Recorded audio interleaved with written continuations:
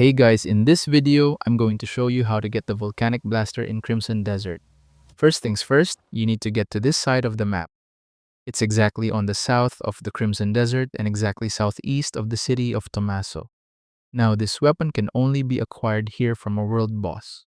He'll be roaming around between these areas, so check each areas until you can find him. He is not easy to miss as he is wearing a red cape and a mount bigger than the other mobs.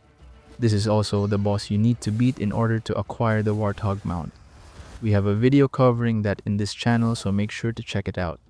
Now, once you've defeated this boss, you will be rewarded with the Volcanic Blaster. As you can see, this weapon can only be equipped by Unka. It has 23 attack and crit rate, abyss gear, and a health siphon level 1. This is a fantastic upgrade for him if you're looking for new ranged weapons. And that is how to get Volcanic Blaster in Crimson Desert. Thank you so much for watching.